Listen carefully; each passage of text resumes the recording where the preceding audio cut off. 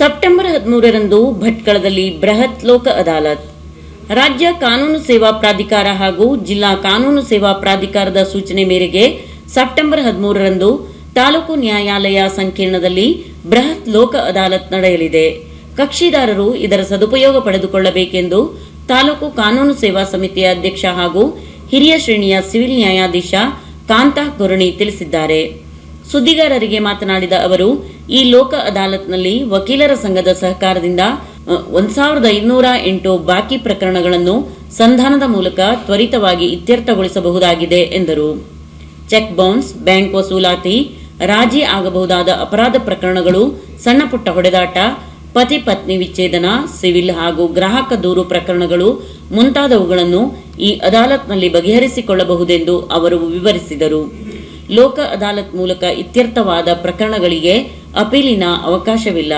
ಇದರಿಂದ ಹಣ, ಸಮಯ ಉಳಿತಾಯವಾಗುವುದು ಮಾತ್ರವಲ್ಲ, ಎರಡೂ ಕಡೆಯವರಲ್ಲಿ ಉತ್ತಮ ಸಂಬಂಧವು ಕಾಪಾಡಿಕೊಳ್ಳಬಹುದು ಎಂದು ಕುರಣಿ ತಿಳಿಸಿದರು. ಕರ್ನಾಟಕ ರಾಜ್ಯ ಸೇವಾ ಕಾನೂನು ಮಧ್ಯಸ್ಥಿಕೆ ಜುಲೈ 1ರಿಂದ ಅಕ್ಟೋಬರ್ 7ರವರೆಗೆ ಚಾಲ್ತಿಯಲ್ಲಿದ್ದು, 90 ದಿನಗಳ ಈ ಕ್ಯಾಂಪ್ನಿಂದ ಕಾನೂನು ವಿವಾದ ಬಗೆಹರಿಸಿಕೊಳ್ಳಲು ಸಾರ್ವಜನಿಕರು ಮುಂದೆ ಬರಬೇಕು ಎಂದರು.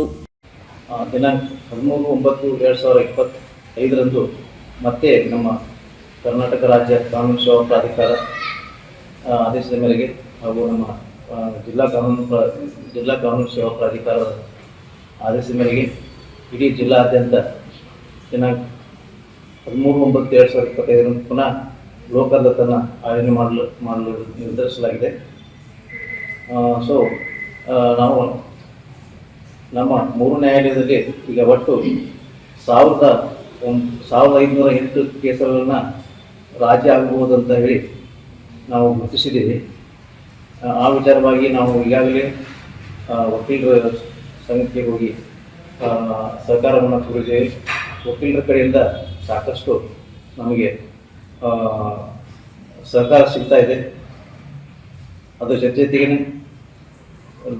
ಈ ಕಕ್ಷಿದಾರರು, ಸಾರ್ವಜನಿಕರು ತಮ್ಮ ಈ ನ್ಯಾಯಾಲಯದಲ್ಲಿದ್ದ ಈ NIT ಕೇಸುಗಳು, ಚೆಕ್ ಬೌನ್ಸ್ ಕೇಸುಗಳು ಆಗಿರ್ಬೋದು, ಆಕ್ಸಿಡೆಂಟ್ MUC ಪರಿಹಾರಧನ ಕೇಸುಗಳಾಗಿರ್ಬೋದು, ಆಮೇಲೆ ಇಲ್ಲಿ ಸಣ್ಣ ಪುಟ್ಟ ಹೊಡೆದಾಟಗಳು, ಕಂಪೌಂಡೇಬಲ್ ಕೇಸಸ್ ಅಂತಾರೆ, ಅವು ಅಂಥ ಕೇಸುಗಳನ್ನು, ಮತ್ತು ಈ ಎಕ್ಸಿಕ್ಯೂಷನ್ಗಳು, ಅಮಲದಾಯ ಪ್ರಕರಣಗಳು,